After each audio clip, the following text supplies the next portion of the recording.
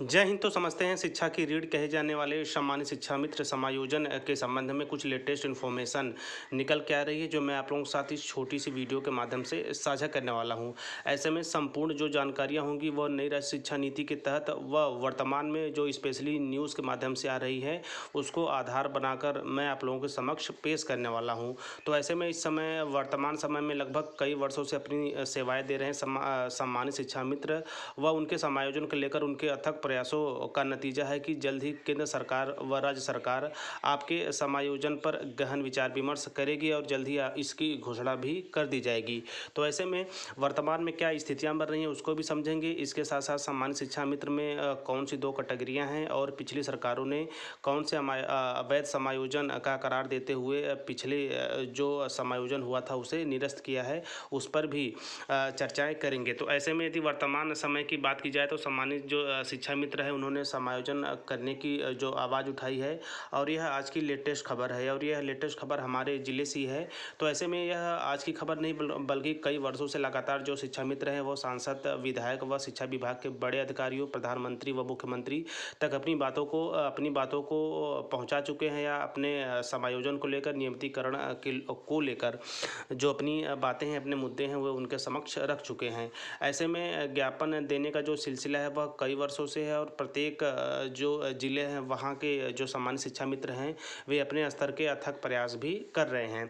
ऐसे में यदि समायोजन पिछली सरकारों की समायोजन की बात की जाए तो उसमें कई खामियां देखी गई, बल्कि कई खामियों की बात की जाए तो एक दो गलतियां नहीं बल्कि सुप्रीम कोर्ट के द्वारा उसमें कई गलतियां गिनाई गई, जिसके वजह से पिछला जो समायोजन हुआ था शिक्षा मित्र समायोजन वह निरस्त करना पड़ा। लेकिन ये नहीं कि राज्य सरकार इस पर प्रतिबद्धित नहीं है। जल्द ही राज्य सरकार नई राष्ट्रीय शिक्षा नीति के तहत आप लोगों का समायोजन करने वाली है और इसकी घोषणा जल्द ही होगी। ऐसे में यदि नई राष्ट्रीय शिक्षा नीति की बात की जाए तो वहाँ पर भी स्पेशली शिक्षा विभाग में जो भी संविदा जैसी योजनाएं चल रही हैं उन्हें समाप्त करने की बात की गई है, वहीं उनके स्थान पर उन्हें नियमित किया जाएगा। ऐसे में बात किया जाए शिक्षा मित्र समायोजन की तो आप भली बात ही जान रहे होंगे, तमाम ऐसे सामान्य शिक्षा मित्र हैं जिनको आप दो कैटेगरी में बांट सकते हैं। एक तो ऐसे सामान्य शिक्षा मित्र हैं जो टेट और सीटेट पास हैं, व बहुत से ऐसे भी शिक्षा मित्र हैं जिन्होंने पिछले जो भी उन्हें दो मौके मिले हैं उसके तहत उन्होंने अपनी एक सीट सेव कर सहायक अध्यापक पद पर अपनी सेवाएं भी दे रहे हैं। और ऐसे भी बहुत से भी शिक्षा मित्र हैं जो अपने उम्र के लास्ट पड़ाव पे हैं, या यूँ कहा जाए कि पढ़ाई की जो व्यवस्था है वह सिचुएशन को देखते हुए नहीं हो पाने की वजह से या एक दो नंबर लगातार कम होने की वजह से रह गए हैं, यानी कि वे नॉन टेट पास कैटेगरी में आते हैं। तो ऐसे में जो शिक्षा मित्र टेट या सीटेट पास है उन्हें प्राइमरी, और जो शिक्षा मित्र टेट या सीटेट पास नहीं है उन्हें केंद्र सरकार के सर्व शिक्षा अभियान के तहत प्री प्राइमरी में मौका दिया जाएगा।